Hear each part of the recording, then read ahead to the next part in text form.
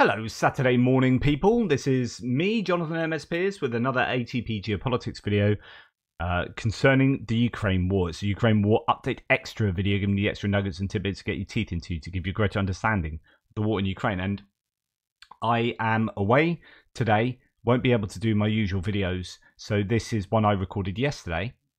And hopefully it will give you, I'm not giving you the news today, so I'm sorry about that, but it will give you something to get your teeth into. So we're going to go to actually a Daily Mail video that someone sent to me. Said is a really good, interesting look at this Grisewlda intelligence unit that helps to target acquire Russian targets. Pretty fascinating. I'm going to join this video about halfway through and let you know sort of what it does, hopefully in a bit of a synopsis here. But why did they call their project Grisewlda? It was in the first days of the invasion, and we could hear the Russian artillery on the edge of Kyiv. To drown out that sound, we cranked up the gangster rap we were listening to on our music player. At that moment, the question of what to call our new project was asked, and we looked at the music player and saw the rap was by a group called Grisewlda. And that's how we came up with the name. So these guys, basically a bunch of IT chaps who were playing board games with each other before the war. Then one of them, not this chap, but another guy went off to actually fight, but he was only there for 10 days before he got a call from this fella to say, hey, look, can you come back and help us put this thing together? I think we've got a need. And so he was able to come out of the army and then do this. I don't think he'd be able to do that now, to be honest. But at the beginning of the war, that was seen as all right. And what you see is what happened. Explain your personal motivation for developing this system. Your motivation. My motivation? My motivation is the same as the general Ukrainian motivation. Everyone in Ukraine, or most people in Ukraine, want to be effective, want to make their own impact to the future victory. Within a few weeks of this fraught conception, Grisewlda was born. Alexei used his whiteboard to explain how Grisewlda works. The first stage of the process is the collation of all available military intelligence. The sources can be broken down into 5 distinct categories. IMINT stands for imagery intelligence and includes pictorial data collected by satellites, drones or cameras of any kind. SIGINT, or signals intelligence, the Bletchley Park speciality, comes from all kinds of enemy communications interception. HUMINT, human intelligence. This is data provided by men or women on either side of the front lines, including secret agents and civilians in occupied territory. OSINT, this means open source intelligence, and is data collected from social media and internet websites. The final category, CyberInt, is the penetration of enemy databases. On its own, each source is useful, but can be one-dimensional.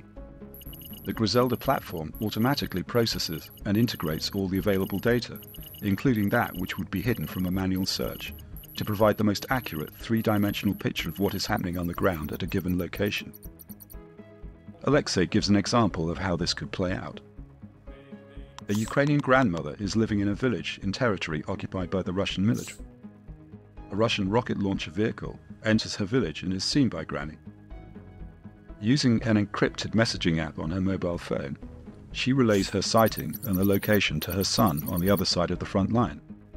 He in turn passes on the information to the Ukrainian military. A Grisewlda operator is now tasked to analyze Granny's report, and does so by drawing on all the latest intelligence information for that village and the surrounding area. The operator looks at satellite images, footage from drones, and indiscreet chatter on a Russian telegram channel used by frontline soldiers. The operator assesses Granny's report as being highly credible, and passes his analysis, including a Grisewlda visualization of the target location, back to the military.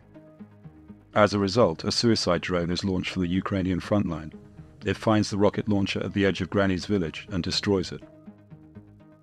The average time for a Grisewlda operator to be given such a task, type in the coordinates and produce their report or ticket is only 27 seconds. The Grisewlda I mean, that's absolutely phenomenal. I mean, I don't know if that includes actually looking at the data and analyzing it like you just talked about, because I don't know that you could do that in 30 seconds and have a good handle, not without like making lots of mistakes. But in general, like the idea is this is super quick and it's aided by the processor system that these guys have created. Grisewlda team claims. That is the time it takes Grisewlda to complete that 3,000-piece jigsaw puzzle.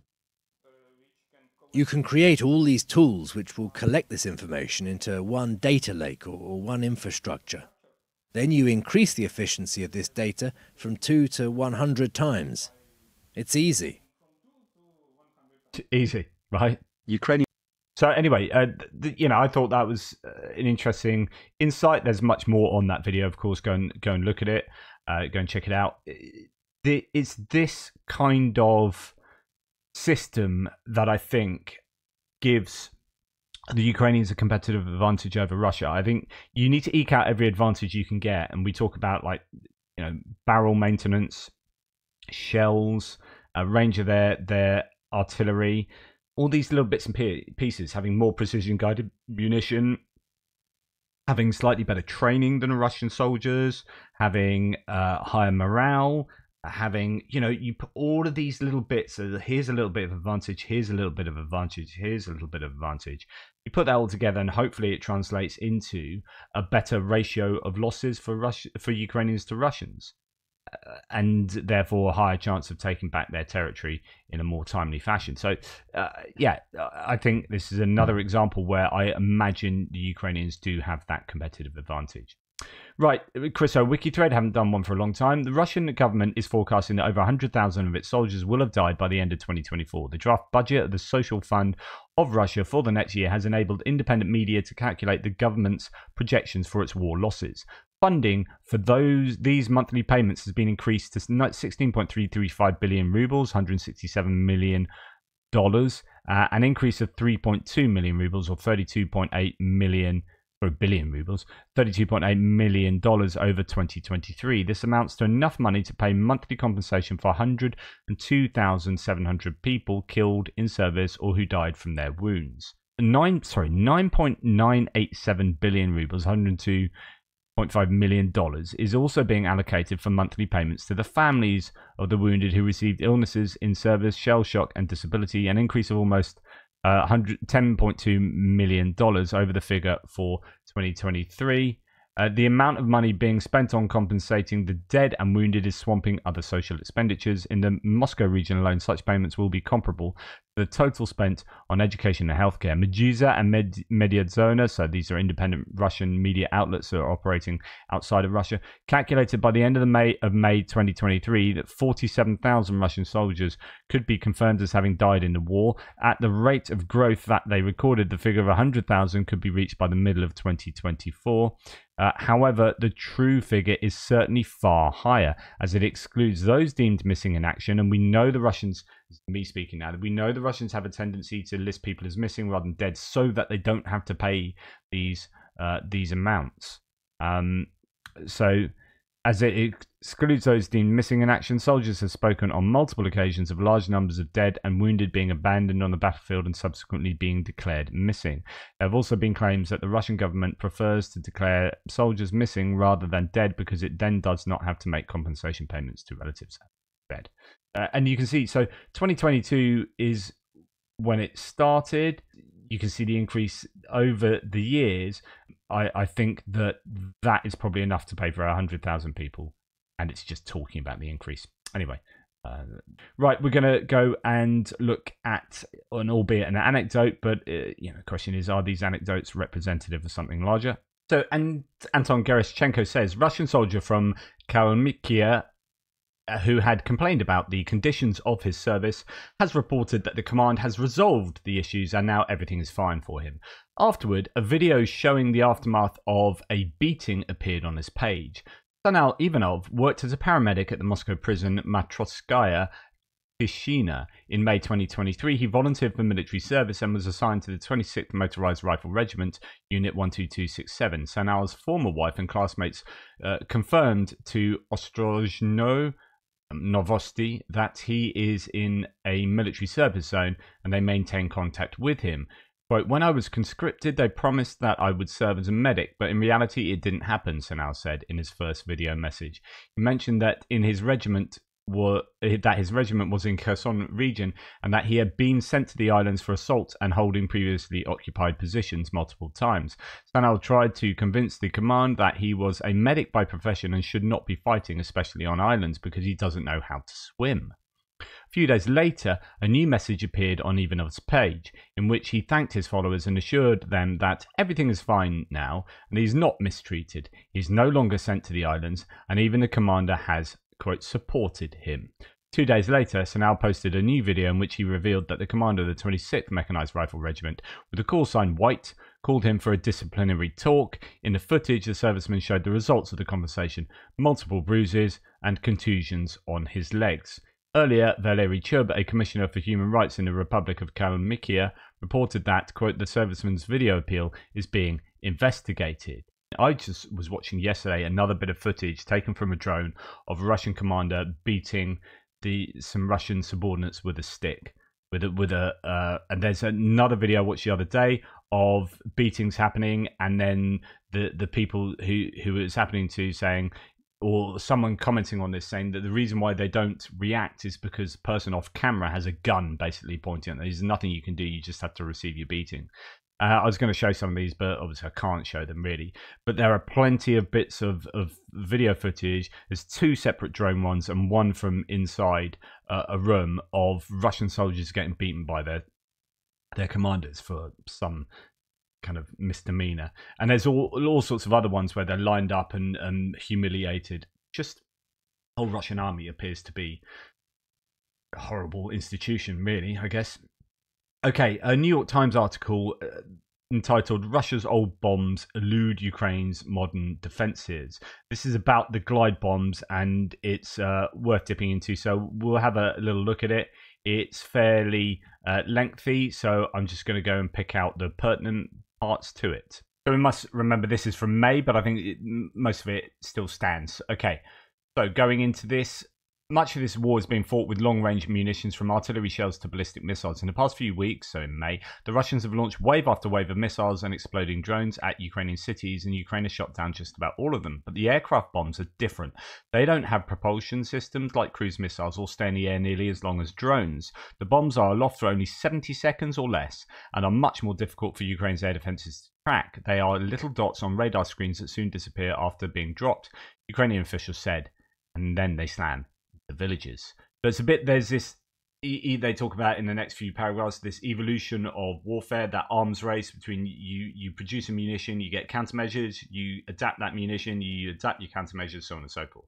The Russians are deploying these glide bombs from Su-34 and Su-35 jets. They're top-of-the-line warplanes, said a US Defense Department official who spoke on the condition of anonymity, given the sensitivity of the topic. Zooming over Russian-controlled territory where Ukrainian air defenses don't reach, the warplanes release the bombs, which glide 20 miles or more, crossing the front line and then striking Ukrainian territory. These bombs are even harder to hit than the hypersonic Kinzhal missiles that the Ukrainians claim to have destroyed recently with American Patriot air defense systems. I think actually they are released even further away than this. Yes. A Kinzhal has a longer flight time at high altitude, so it's easier to detect and track, said Ian Williams, Deputy Director of the Missile Defense Project at the Center for Strategic and International Studies, the Washington think tank. Glide bombs, on the other hand, were not a weapon that the Patriot system was designed to counter, he said. Russian military bloggers have boasted about the prowess of their glide bombs, posting videos and comments starting in early January. One Russian analyst provided detailed information on Russia's development of them, going back to the early 2000s, and said their use was a step in the right direction. Ukrainian officials are using the threat of these bombs to help press their case for F-16s, which allies are expected to provide after the Biden administration reversed course and allowed Ukrainian pilots to be trained. Of course, that's all happened now. The Ukrainians say they are outmatched in the skies and that F-16s could chase away Russian warplanes bombing the communities. So this is about, I guess, if I get my map out here, it will help. So if you have a plane that can drop on a glide bomb on, I don't know, this location. So they say that you hear 50 to 70 kilometers from the front line, but say, let's go in the middle, 60 kilometers from the front line, and that's you being able to safely drop a bomb there, because this is behind air defense air regions and also planes that are flying relatively close.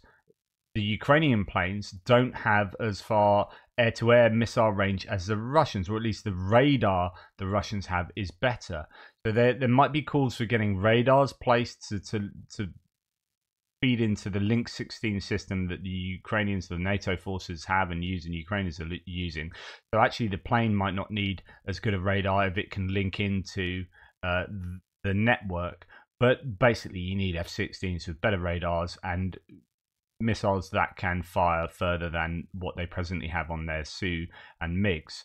So Sukhois and MiGs. So you would want to be able to hit, if I can do another one, and I can. So you want to be able to, hit from, say, actually much further than that, because that's a bit closer to the front line.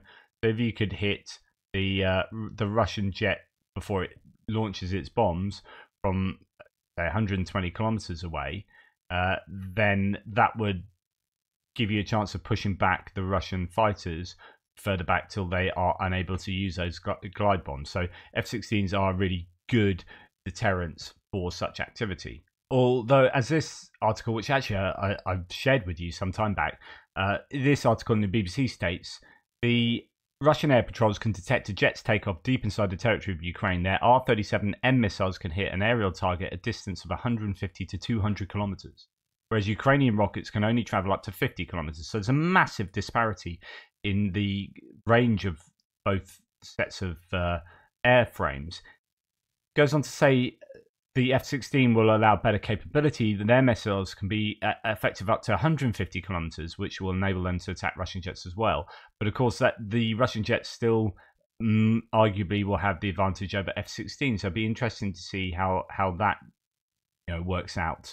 The Su-35s against F-16s and who will get the advantage in the air, because it's these glide bombs are really challenging, as I've said many times, for the Ukrainians. Yeah, trying to intercept these bombs isn't effective. It's not even rational, says Yuri Ignat, spokesman of the Ukrainian Air Force. The only way out of this situation, the only way to stop it, is to attack the planes that launch these bombs.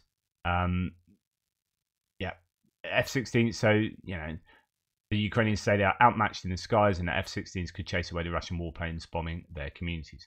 Both Russia and Ukraine have strong air defenses on the territory they control, making it hard for either side to fly combat missions. Ukrainian pilots also have a few dozen glide bombs provided by the United States, but they have struggled with them, according to documents allegedly leaked by Jack Teixeira, the Air National Guardsman implicated in a vast disclosure of classified material. The Russians have figured out how to jam the guidance systems, the classified document said, and several Ukrainian bombs have missed their target. Colonel Shmazhny and other Ukrainian officials said that the Russians were dropping a combination of unmodified vintage bombs and modified ones. The glide bombs are made by taking an FAB-500M 62 low-drag bomb, also the FAB-1500, so one's 3 times the size, a standard mass-produced Soviet munition, and strapping a kit with movable fins and pop-out wings, along with a satellite guidance system that adjusts its course mid-flight. Military analysts said that modified bombs cost a tiny fraction of the price of cruise missiles, but pack about the same amount of explosives. So you can see that they will be getting much more bang for their buck, quite literally, with these bombs than cruise missiles. So if these are cheaper and they can at the moment use these with some kind of impunity, then why not? And that's why I think partly why we're seeing fewer cruise missiles being sent, because they're expensive, they don't have so many, and they get shot down routinely. And we're seeing a lot more of these bombs being sent. But of course, these bombs can only be used around a front line, right? You're not going to be able to get any targets hit beyond sort of 25 kilometers behind the front lines if they're going to do some risky dropping of these bombs. So cruise missiles are still, obviously, they can't be replaced by these bombs, but these bombs can hit significant targets, stationary targets, vaguely close to the Ukrainian front line. So yeah, I personally think these are a really big worry, and I think there is good justification for getting F-16s and other jets with even greater range in air-to-air capability. Right, going on to a Mark Hertling thread here. On February 21st of February 2022, CNN asked me to come to New York for a potential start of Russia's invasion of Ukraine. To do the job as military analyst, I knew I had to first link Putin's political objectives to his general's military operations. I scribbled the list on the flight. Putin's initial strategic objectives. So this is what Mark Hartland thought at the beginning of the war. Execute regime change in Kyiv, destroy Ukraine's army, subjugate Ukraine's population, control all the Black and Azov Sea ports, establish land bridge to Crimea, weaken the West, further divide NATO and the US. Interesting, so that's pretty accurate, I think, appraisal of how things were. I did the same with Zelensky and then started to consider what would be the resulting operations from both sides. Putin's political objectives were too ambitious for his force, and Zelensky had a competent force that would need a lot of help. So Zelensky's objectives were maintain Ukraine's territorial sovereignty, sustain Ukraine's democratic government, center of gravity, defend critical decisive points, protect Ukraine's population, and further establish and reinforce alliance support for defense. It was what national security folks call a strategic, operational, tactical. Putin had a ways, means, end mismatch from strategic to operational. Zelensky's focus would be on continuous tactical equipment and logistical support. It seems to have played out that way. So just to remind people, strategic, operational, tactical. Strategic is, what's the point of doing this war? What's our strategy in winning the war? What's it all about? What are our objectives? That's strategic. You get operational, which is what's going on the Zaporizhzhia front line. How do we do an operation to get down to Tokmak, for example, and achieve these operational objectives? And then tactical is, well, okay, what are the tactics for taking Novoprokopivka? What are we doing here? Are we going to use this tactic to flank them here and do that, and so on and so forth? Real sort of much more granular approach. So those are the three levels, and that's what Hartling's talking about here. Making a slide deck on all this helps others understand. I've also used this initial assessment to track the shifting phases of the military and political campaign of both forces. Both forces have adapted in various ways, but this is a good way to understand a war. But right now, we're at a critical point. The final political objective becomes the focus of attention. Russia is still trying to weaken NATO and US resolve. Ukraine is still depending on alliance support. And this is where he goes on to talk, and this is from a couple of weeks ago. So he goes on to talk about the importance of the support going through Congress and continued military and financial assistance to Ukraine, and that will enable one of the main objectives for Ukraine to be achieved: further establish and reinforce alliance support for defense. And it will also not only achieve Zelensky's objective, but it will invalidate Putin's objective of weakening the West and further dividing NATO and the US. And the US needs to be united on this. NATO needs to be united. The EU needs to be united. It's really important that there's that continued unified response to this war. Right, I'm going to probably finish with this one. I might make a smaller one of the next few for the day after. So Russians are actively expanding, says Tatarigami, their training ground facilities in the rear areas of Luhansk and Donetsk Oblast and within Russia. This expansion aims to tackle logistical bottlenecks that arose after the 2022 mobilization, signifying efforts to improve infrastructure. In this specific image, we can observe the emergence of a new training facility with fresh infrastructure within the boundaries of pre-existing tank training grounds near the Novopavlivka mining settlement in the Krustalny area of Luhansk Oblast. So this is up in Luhansk, where actually there are a number of training establishments in Luhansk.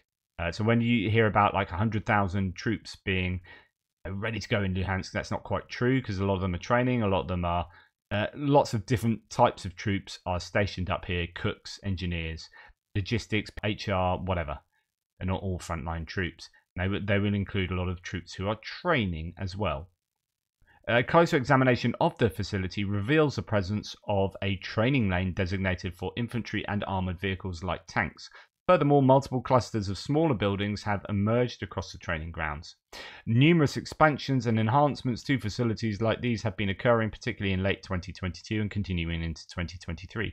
This suggests that the Russians are aiming to optimize their training facility capacities and align training programs with recent experiences. While this fact may not be groundbreaking on its own, it does, in my view, signify that the Russian objectives of continuous mobilization and training. It underscores their commitment to a sustained, enduring war of varying intensity, whether it be low or high intensity warfare. It's very easy to think that the Russians are all useless and rubbish and they're not doing a good job and their morale's low and they don't have the equipment. And they do face all of these issues to differing degrees throughout their forces.